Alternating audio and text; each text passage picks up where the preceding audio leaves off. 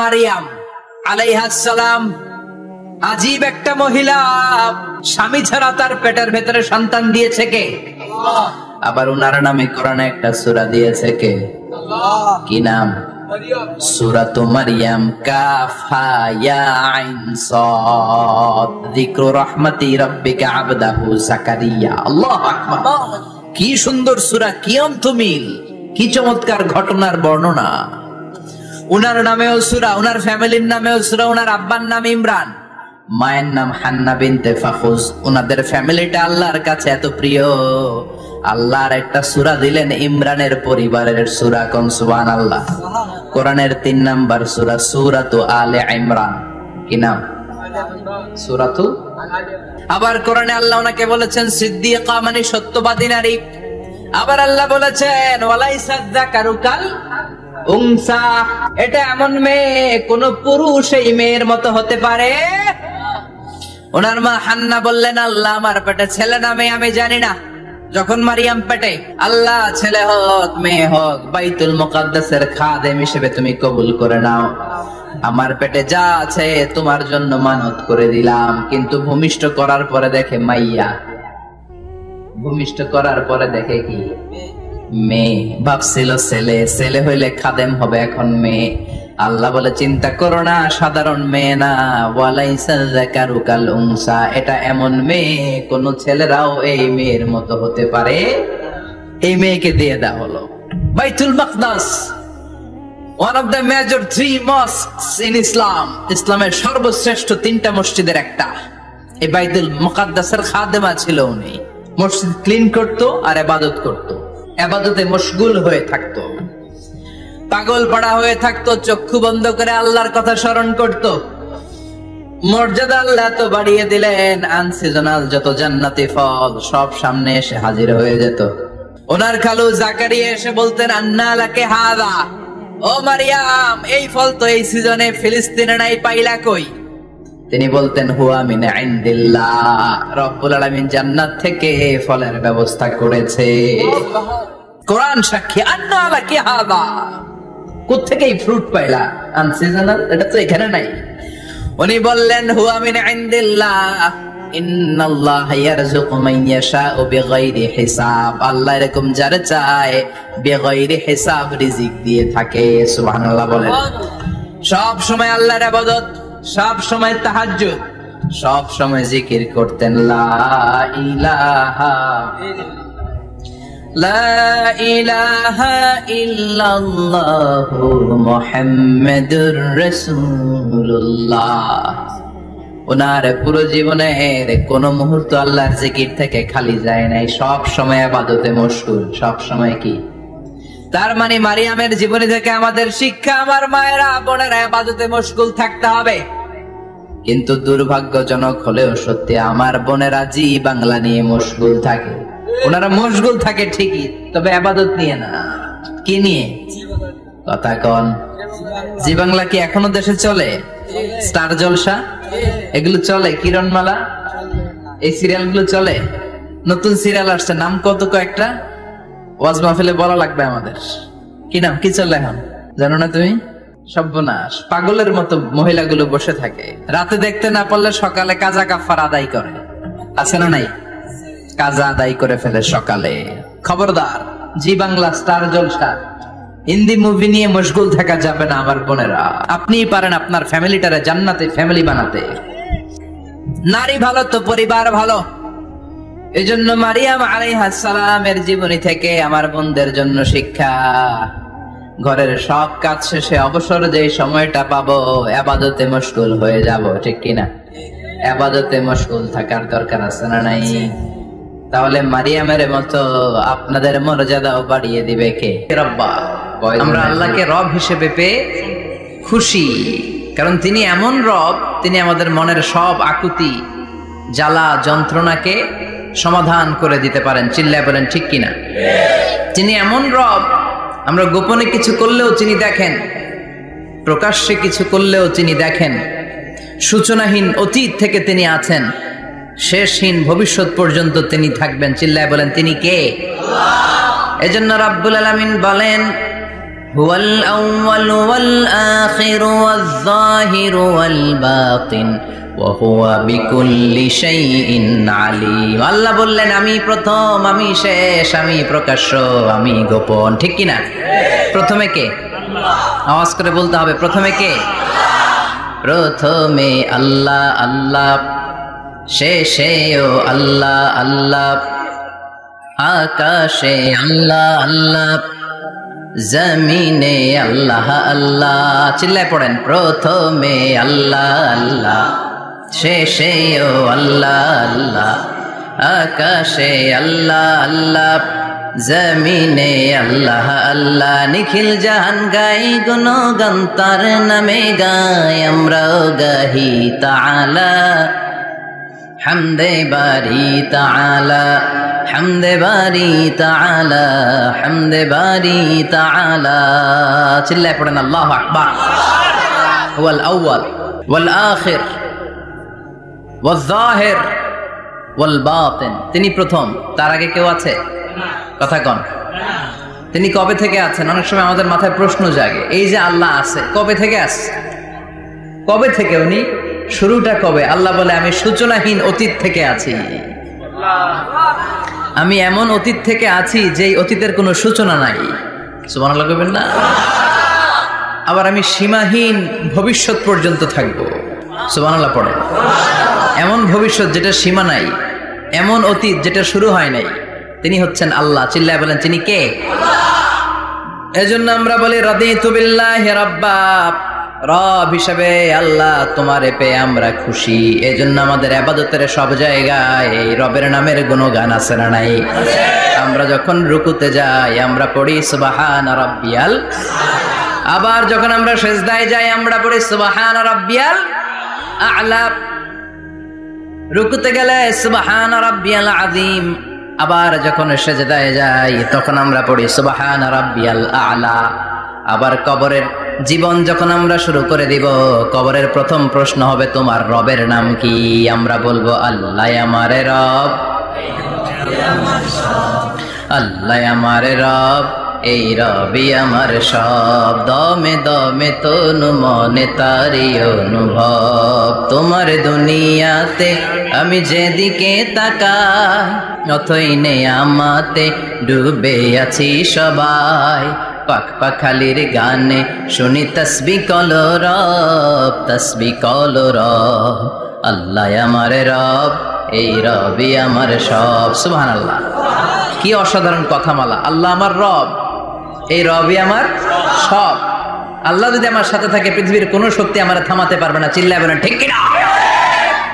আর এই রবকে যদি তুমি হারাও, রব যদি আমার বিপক্ষে চলে যায়, পৃথিবীর কোন শক্তি আমার কোন উপকার করতে পারবে? এজন্য বিশ্বনবী বলতেন ইযা সাআলতা ফাসআলিল্লাহ ওয়া ইযা ইসতাআনতা ফাসতাইন বিল্লাহ। যখন সাহায্য চাইতে মনে চাইবে, সাহায্য চাইবা কার কাছে? আমাদের কোনো গুরুত্বপূর্ণ ঘটনা ঘটলে, গুরুত্বপূর্ণ লাইফ ইভেন্ট ঘটলে, কিংবা আমরা কোনো বিপদে পড়লে সবার আগে আমরা ফেসবুকে শেয়ার দিই, ঠিক না?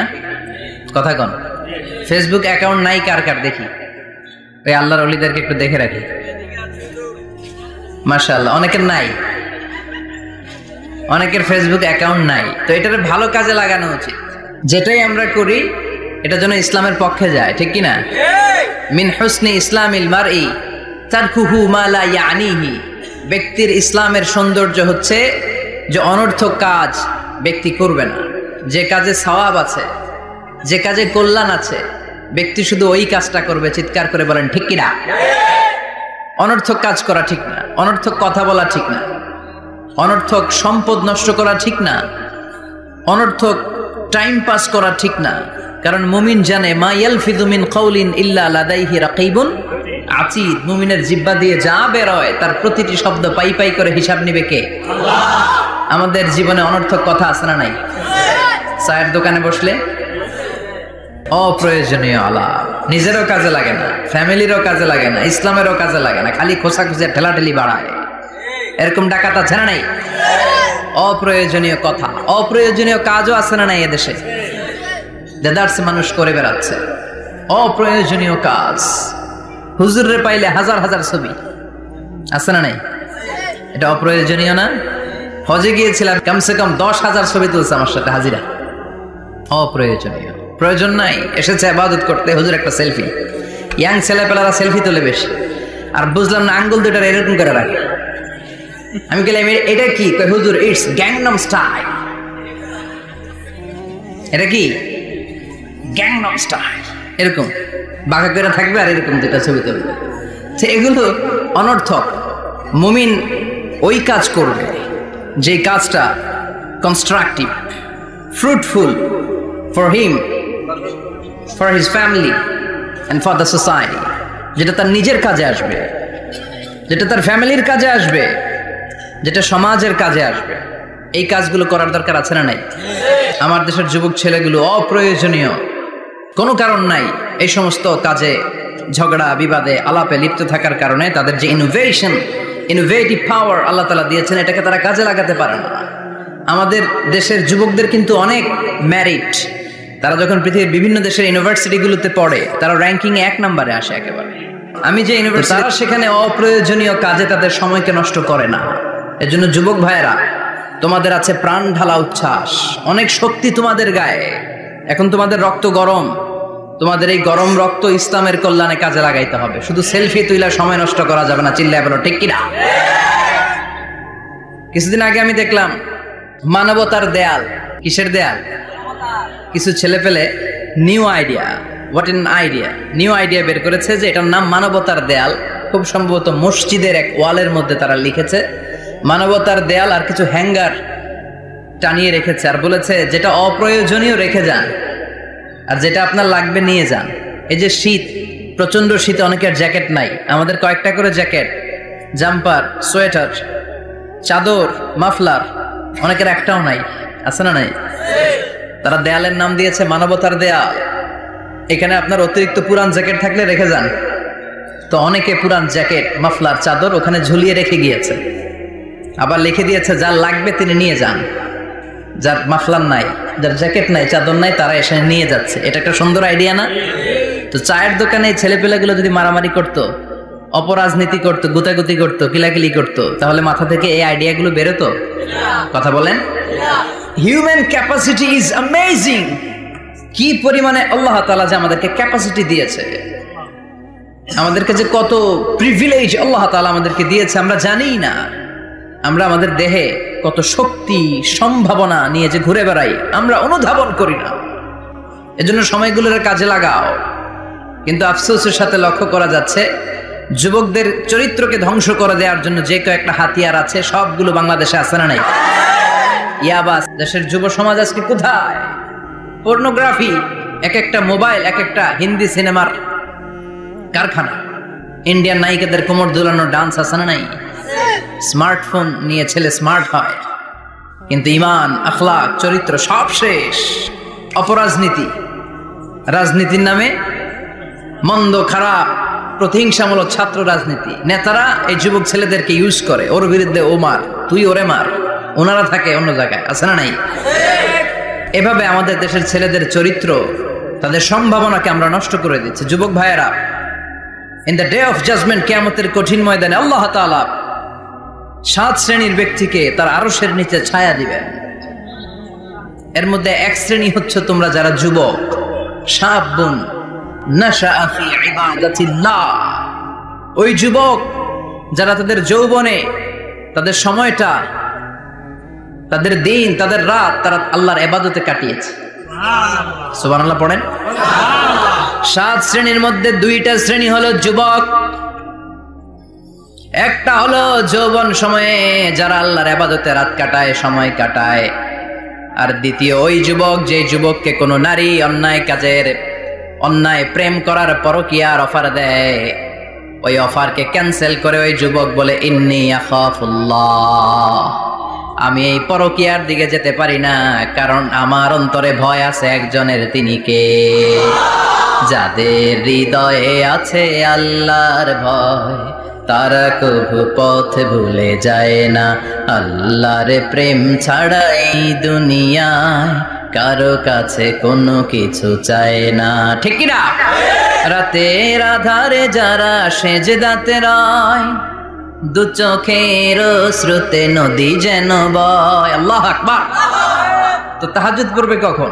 ফজরই তো পড়তে পারে না, আছে না নাই? রাতের আধারে যারা সেজদাতে রয়, দু চোখের স্রোতে নদী যেন বয়। ছলনার হাতছানি যতই ডাকুক, পেছনে ফিরেও সে তাকায় না। যাদের হৃদয়ে আছে আল্লাহর ভয়, তারা কবু পথ ভুলে যায় না। আল্লাহর প্রেম ছাড়াই দুনিয়ায় কারো কাছে কোনো কিছু চায় না। চিল্লায় বলেন ঠিক কিনা? তার মানে প্রথম হচ্ছে এক যুবক, যেই যুবক তার যৌবন কালের সময়টা আল্লাহর ইবাদতে কাটায়। দ্বিতীয় হলো এমন যুবক পরকীয়ার অফার পেয়ে সে বলে আমি ভয় পাই একজনকে, তিনি কে? এজন্য যুবক, তোমার অন্তর আল্লাহর ভয় থাকতে হবে। তোমার সময়টা এমনি কাটানো যাবে না, ইবাদতে কাটাতে হবে, ঠিক কিনা? এজন্য আমরা আল্লাহ বলেন খবরদার, ফু দিয়ে ইসলামের বাতি তোরা নিভাতে পারবি না। ইউরিদুনা লিয়ুতফিউ নূরাল্লাহি বিআফওয়াহিহিম ওয়াল্লাহু মুতিম্মু নূরিহি ওয়ালাউ কারিহাল কাফিরুন। ইসলাম বিরোধীরা চায় মুখের ফুৎকারে ইসলামের বাতিকে নিভিয়ে দিতে। আল্লাহ বলে খবরদার, ষড়যন্ত্র করে লাভ নাই, ইসলামের বিজয় আমি নিশ্চিত করে দেব। স্যামুয়েল হ্যান্টিংটন একটা বই লিখেছে, দ্য ক্লাশেস অফ সিভিলাইজেশন।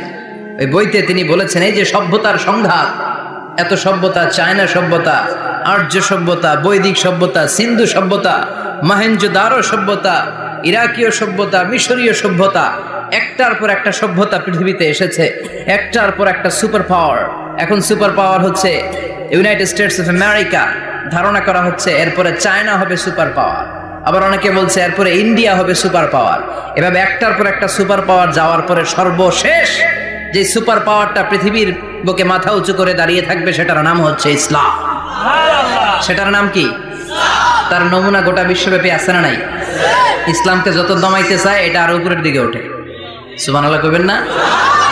ইসলামের বৈশিষ্ট্য হচ্ছে চারা বীজের মতো। চারা বীজ তো আপনারা চিনবেন, নিমসারের মানুষ। বীজ, ইসলাম হচ্ছে বীজের মতো। ইসলামের শত্রুরা ইসলামকে মাটিতে গেড়ে দিতে চায়, কিন্তু ইসলাম হচ্ছে বীজের মতো, চারা বীজ। চারা বীজ মাটিতে গেড়ে দিলে কি হয়? কথা কন, আরো গজিয়ে ওঠে, মাটি ফেড়ে উপরের দিকে উঠে চিৎকার করে বলেন ঠিক কিনা? ইসলাম হচ্ছে টিউবের মতো। টিউব, পুকুরে যারা নতুন সাঁতার কাটতে যায় ডুবে যাতে মারা না যায়, টিউব নিয়ে সাগরের মধ্যে নামে। এই টিউবকে যত আপনি পানির নিচে ডুবাতে চাইবেন, টিউব আর উপরের দিকে ভেসে ভেসে ওঠে। সুবহানাল্লাহ পড়ে। ইসলামটা তো ওরা চিনে নাই। ইসলাম হচ্ছে চারা বীজের মতো। ইসলাম হচ্ছে টায়ারের টিউবের মতো। এটার যতই নিচের দিকে নামাইতে যায়, এটার বৈশিষ্ট্য হচ্ছে এটার ধাক্কা মারলে এটার উপরের দিকে ওঠে। সুবহানাল্লাহ কইবেন না? গোটা বিশ্বব্যাপী আজকে ইসলামের গণজোয়ার, হাজার হাজার লোক কালিমা পড়ে মুসলমান হচ্ছে। গত কিছুদিন আগে আফ্রিকাতে এক লোক এক গ্রামের কয়েক হাজার মানুষকে এক ময়দানে দাঁড় করিয়ে একসাথে শাহাদাতের বাণী পাঠ করিয়ে মুসলমান বানায় ফেলছে। এই আফ্রিকার বুকে এতদিন আমেরিকার কাজ ছিল, এটারে বলে Tansir, Christian missionary. Lakh lakh dollar দিয়ে আফ্রিকার দেশগুলোর মধ্যে গরিব গরিব মুসলমানগুলোরে তারা নাসারা বানাতো।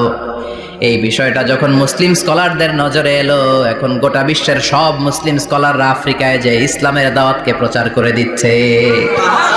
গ্রামকে গ্রাম খ্রিস্টান সম্প্রদায় লা ইলাহা ইল্লাল্লাহ মুহাম্মাদুর রাসূলুল্লাহ, এই যদি একবার কারো হৃদয়ের মধ্যে স্থান করে নেয়, এই নুরানি আলোর ছোটা যদি কারো হৃদয়ের মধ্যে জায়গা দখল করে নেয়, পৃথিবীর কোনো মতাদর্শ তার অন্তরের মধ্যে আর থাকতে পারে না। গ্রামকে গ্রাম আফ্রিকাতে এখন কালিমা পড়ে পড়ে মানুষ মুসলমান হয়ে যাচ্ছে। সুবহানাল্লাহ পড়ে। একদিন আমেরিকার হোয়াইট হাউসের উপরেও কালিমার লা ইলাহা ইল্লাল্লাহর পতাকা পতপত করে উড়বে। চিল্লায় বলেন ঠিক কিনা?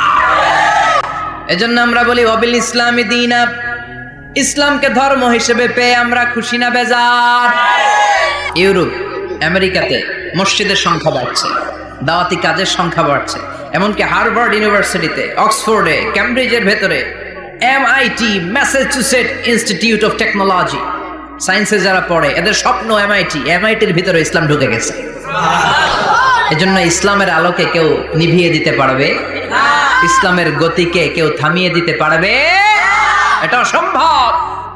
এজন্য ইসলামের বিজয় সুনিশ্চিত। আমরা যারা লেগে থাকতে পারবো আমাদের কপালকে উজালা করে দিবে কে? আর বিরোধিতা যারা করব তাদের সব শেষ, দুনিয়াও শেষ, আখিরাতও আমও শেষ, সালাও। এজন্য আমরা বলি রাদিতু বিল্লাহি রাব্বা, আল্লাহ তোমার রব হিসেবে পেয়ে আমরা বড্ড খুশি। ওয়াবিল ইসলামি দীনা, ইসলামকে ধর্ম হিসেবে পেয়ে আমরা খুশি। ওয়াবি মুহাম্মাদিন রাসূলা, বিশ্ব নবীকে রাসূল হিসেবে পেয়েও আমরা খুশি না বেজার।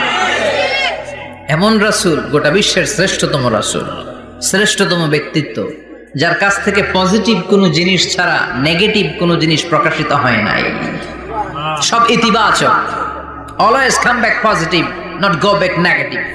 সব সময় পজিটিভ বলতেন, পজিটিভ ভাবতেন, পজিটিভ কাজ করতেন। কোন নেগেটিভ নেতিবাচক কোনো কিছু বিশ্বনবীর জীবনে খুঁজে পাওয়া যায় না। চিল্লায় বলেন, খুঁজে পাওয়া যায়? As a father, as a husband, as a commander, as a lawyer, as a reformer of the society, Muhammad is the superman of the world. গোটা বিশ্ব এখন তাকে সুপারম্যান ভাবতেছে, boss, boss of the all bosses. পৃথিবীতে যত বস এসেছে সব বসের সবচেয়ে বড় বস হচ্ছে বিশ্বনবী মুহাম্মদ সাল্লাল্লাহু আলাইহি ওয়াসাল্লাম। এজন্য আমরা বলি আবি মুহাম্মাদিন রাসূলা, আল্লাহকে রব হিসেবে পেয়ে আমরা যেমন খুশি, ইসলামকে ধর্ম হিসেবে পেয়ে তেমন খুশি, বিশ্বনবীকেও রাসূল হিসেবে পেয়ে খুশি না বেজার? কথা কন। এই বিশ্বনবীর ভালোবাসা যদি অন্তরে না থাকে জান্নাতে ঢোকা যাবে নাকি? আল্লাহর ভালোবাসা, বিশ্বনবীর ভালোবাসা অন্তরে থাকার দরকার আছে না নাই? নবীর ভালোবাসা অন্তরে থাকতে হবে। তাহলে তিনটা জিনিসের ঘোষণা আমরা দেই নামাজের পর। আল্লাহকে রব হিসেবে পেয়ে আমরা খুশি, ইসলামকে ধর্ম হিসেবে পেয়ে খুশি, বিশ্বনবীকে রাসূল হিসেবে পেয়ে খুশি, আবার এই কিতাবটারে সংবিধান হিসেবে পেয়ে আমরা খুশি না বেজার? এটার আলোকে আমাদের সমাজ প্রতিষ্ঠিত হোক, মদিনার সমাজ হোক, সোনালী সমাজ হোক, আলোকিত সমাজ হোক, আমরা চাই কি চাই না? এই কোরআনের আইন দিয়ে আমার দেশ চলুক, আমরা চাই কি চাই না?